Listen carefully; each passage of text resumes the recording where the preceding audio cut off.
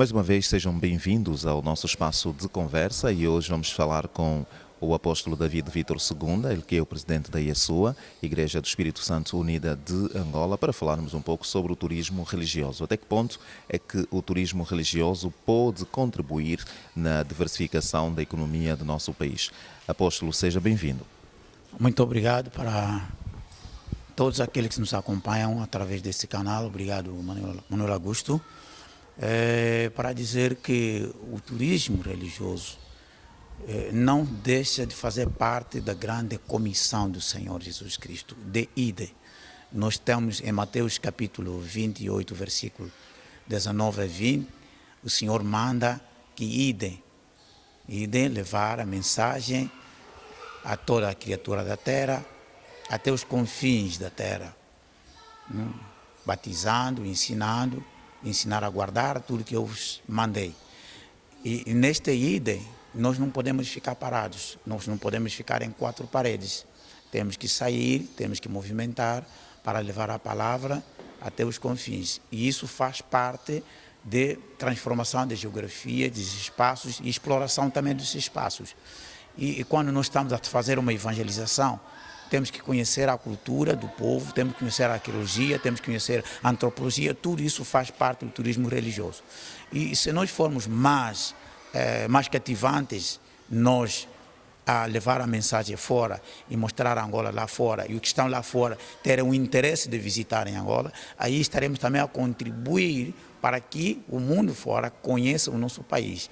São missionários que vêm para aqui, são pastores que vêm para aqui, e esses vão precisar absolutamente de conhecer o nosso país, tanto em termos espirituais, tanto em termos geográficos, em termos de fauna, tudo isso vão se interessar, porque lá fora se interessam em conhecer o país. Então, por isso, a igreja não pode só ficar fechado a trabalhar dentro das paredes sem levar a sua mensagem fora, sem cativar outros missionários, outros irmãos que vêm de fora, porque esses quando vêm também vão fazer parte do leque daqueles que vão precisar absolutamente de consumir aquilo que é nosso, quer em termos de alimentação, quer em termos de conhecer a fauna, a flora, tudo isso, os espaços geográficos, tudo isso. Então interessa muito, por isso mesmo a Bíblia, já podemos ver que dentro da Bíblia tem uma geografia bíblica, onde Jesus Cristo, por exemplo, criou um quartel-general em Cafarnaum, e aí passava o tempo a ensinar, a fazer seus trabalhos. De Cafarnaum ia para Nazaré, ia para Jerusalém, ia para vários pontos, e assim sucessivamente nós também podemos criar este ambiente, no sentido de que mostrar as potencialidades que Angola tem. O país está realmente preparado para receber turistas estrangeiros, para realizar grandes peregrinações, a fim de divulgar a nossa potencialidade turística? Eu sei que estamos a começar. Eu vou dizer um exemplo da Igreja Católica. Eu vou dar um exemplo.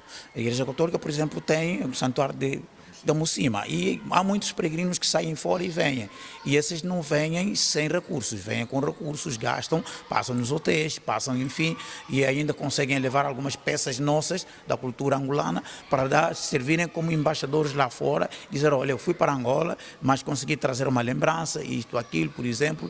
Então tudo isso faz parte, e para nós que estamos a começar, também é bom que a igreja comece a pensar em construir espaços para grandes eventos, porque vai fazer bem para a própria igreja, vai fazer bem também para as gerações vindouras que estão a vir, porque nós temos que saber transmitir, não é, aquilo que é nosso, como é que a cultura angolana é, em termos sociais, em termos espirituais, em termos em várias vertentes. Por isso é muito bom nós criarmos espaços para eventos espirituais, e os missionários que vêm passam nesses espaços e são eles que serão os nossos embaixadores lá fora para publicarem, darem a conhecer o que é que Angola tem em termos de potencialidade, quer econômica, social e espiritual. Pensa que as igrejas também devem estar preparadas para transmitir essa mensagem, devem conhecer as potencialidades, devem conhecer a história do país? Acha que as igrejas devem formar membros para a transmissão desse conhecimento? Sim, se Manuel Augusto observar, nós aqui, para além de pregarmos a palavra de Deus, temos uma atividade social, que é a escola. Está a ouvir aquele barulho, são crianças. Esses têm, em termos de educação, não é, vários, nos seus currículos, tem a história, tem a geografia, tem a moral, tudo tem. Isso quer dizer que nós não deixamos de ser angolanos para além de sermos cristãos. Temos que ser angolanos, não é? Que aqueles que pertencem a uma pátria tenham uma história, tenham uma cultura e temos que transmitir essa cultura, essa história ao nosso povo, porque se perdermos a nossa história, as nossas raízes, então estaremos a perder a cabeça. Não podemos perder nem as raízes, nem a própria nossa história. Vamos ler sim a história bíblica, mas também temos que apresentar quem somos nós, de onde viemos, de onde estamos e onde nós vamos. Só assim a nova sociedade, a nova geração, poderá saber respeitar e guardar a própria nossa história. Então, por exemplo, agora está-se a falar de resgate de valores.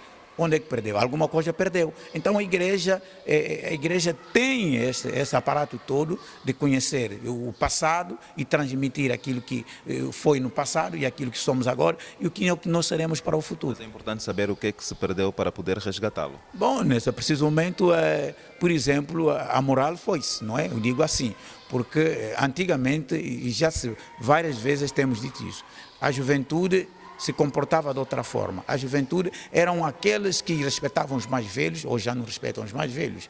A juventude é aquela que tinha aquela força de trabalhar. Hoje a juventude quase está na bebedeira, está na droga, está na delinquência. Muita coisa perdeu. Então precisamos ensinar os pais e também ensinar a própria juventude de que eles são potenciais transformadores da sociedade. Por isso não se pode jogar do lado negativo, temos que jogar do lado positivo no sentido de melhorarmos, não é, a nossa conduta, quer conduta social, quer conduta espiritual, para que o futuro não seja ameaçado, porque se não passarmos essa mensagem, se não resgatarmos o passado, se não transmitirmos como se deve viver na sociedade, conforme estão os princípios bíblicos em Deuteronômio, capítulo 5, também encontramos isso, encontramos em Êxodo capítulo 20, a partir do versículo 1 até 17, fala dos princípios. Deus tem princípios divinos que não podem ser transformados, mudados, aliás, nem podem ser desobedecidos. Desobedecendo esses princípios divinos, nós estaremos absolutamente a cair num fracasso total e que hoje verificamos casas que não têm regras de convivência, não sabem como andar, os casais, os filhos, ninguém controla ninguém, ninguém fala para ninguém. Então, a igreja tem esse papel de educar os próprios pais, educar também os filhos, para que obedeçam os princípios bíblicos e que vivamos todos em paz. É com paz que nós vamos encerrar a nossa conversa. Apóstolo, muito obrigado. Foi um prazer conversar consigo. Obrigado, nós agradecemos. Essa responsabilidade não é só do governo, é de todos nós. Cada um se sente orgulhosamente como angolano e como filho de Deus, como embaixador de paz, como transformador das geografias, no sentido de jogarmos um papel importante e que nós conseguimos ter um país que todos nós orgulhamos e que os estrangeiros venham para aqui sabendo que os angolanos conseguem, a nível da angolanidade, resolver os seus problemas. E que Deus abençoe a todos. Muito obrigado. Foi assim a conversa com o apóstolo Vítor David II. Estivemos a refletir um pouco em torno do turismo religioso no nosso país.